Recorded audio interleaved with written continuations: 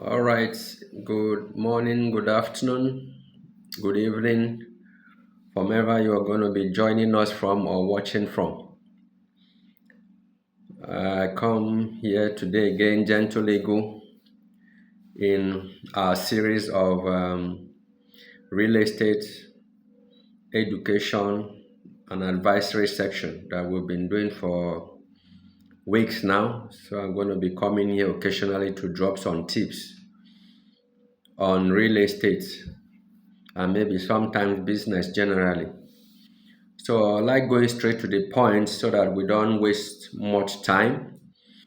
Today we're going to be talking about 10 red flags you need to watch out for before you buy real estate, land or houses in Nigeria.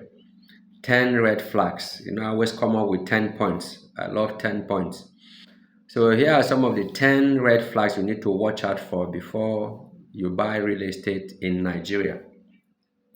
Number one, no verifiable title. No verifiable title. If you want to buy real estate, ask whoever is selling it to you, the agent, the realtor, whoever person that is proposing the property to you, that what are the verifiable title? What are the verifiable land documents? Such as the C of O, arrow of O, the gazette, the deed of assignment, the excision, the survey plan. These are some verifiable title or documents you need to ask for. So any property that doesn't have all or some of these ones, you know that is a number one red flag. So any property or house you must buy must have verifiable title that you can use to do your search, or you can use to give your lawyer to go do search. So ask for verifiable title. So if it doesn't have, that's number one red flag you need to flee from. Then number two is when the property is too good to be true. When you see the offer is too good to be true. If the property is selling for below the market value or the market rate, so you must be very cautious. So if it's too good, for instance, in a place like Lekki, Lagos, someone is telling you to buy a C of O land for 5 million naira in the entire Lekki axis is impossible. However, yes, you may see a distress sale, maybe someone that maybe have an emergency. The person may want to just sell it for any price, but such is not a norm. It's not a norm. So, but when you see a normal case, someone telling you that I have this land, has C of O, has governor's consent, or I even have a session, is going for 1 million, is going for 5 million. That's a red flag. So you must be able to verify it properly. So you must be able to verify. So if the land is too good to be true, especially if it's selling below the market value plus, that's number two red flag. Number two is when the agent is refusing you to go to sites. Maybe it's telling you stories, how the property is not accessible now, how there is no road, how there's this, there's community crisis in that places, and he still wants you to make payments. So when the agent refuses site inspection is another red flag. So you must be able to watch out for. So don't let any agent, realtor bamboozle you and will not let you go for site inspection. Or possibly if you're far away, maybe you're in diaspora, so maybe the person sends someone, a trusted or reliable person, to come inspect the place. Or worst case scenario, you do a virtual inspection. Let the agent go to the land or the property and call you on video call so that you see where the property is, see the environment, and so on and so forth. That's the worst case scenario. So when the agent is refusing site inspection is another red flag. Then another number four is pressure to pay immediately. When the person is just, you and the person just finish discussing now, and he's sending you account number, make payment, make payment, make payment. The property is the last one. He wants to go, he wants to finish. So when you're having so much pressure to make payment immediately, is a red flag. So don't fall for it. Always take your time, do your verification before you make payments. Don't fall for pressure to make payment immediately. That's number four red flag. Number five red flag, family or community dispute over the land. Once there's an issue, they start saying that the families or community are having some issues. There's no problem. No, these are internal. That's the normal thing now. These are internal problem, blah, blah, blah. So when you're hearing such thing of family or community dispute over the property, over the land, is a red flag. So you must maybe take a chill pill, hold on for a while, and get to the bottom of why the dispute. If it's a dispute is over the land or over the area where you want to buy the property, is a red flag. So don't fall for that.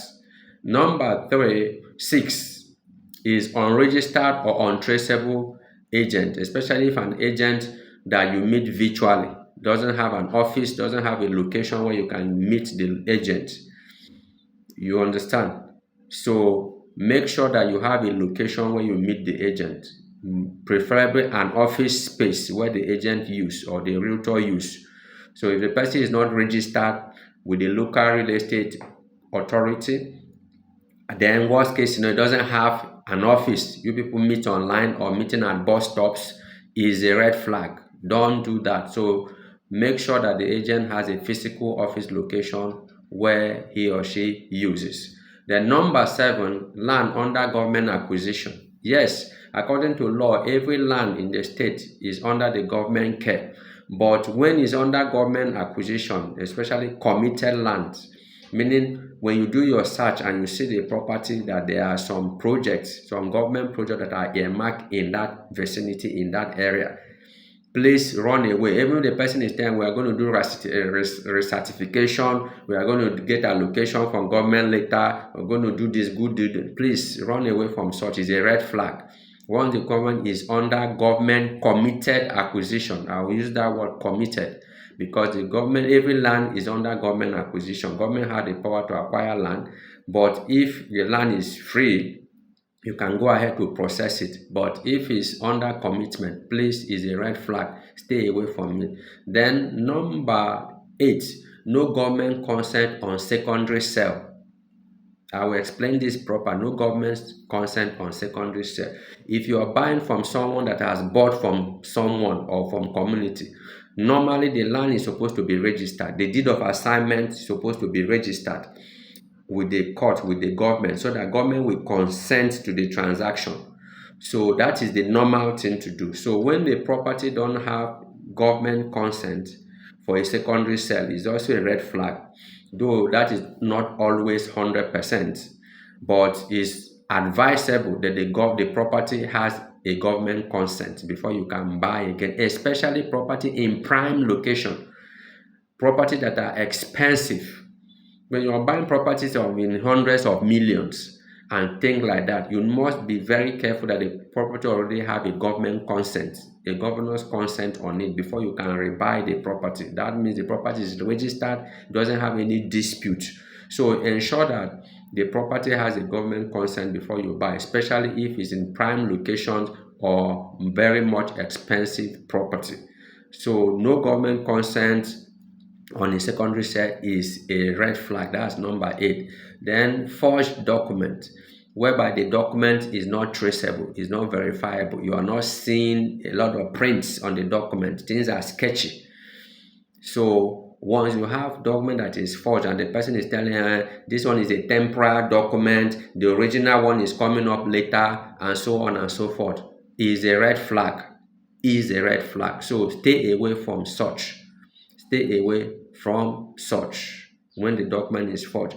Then number 10, finally, to the encroachment or boundary dispute.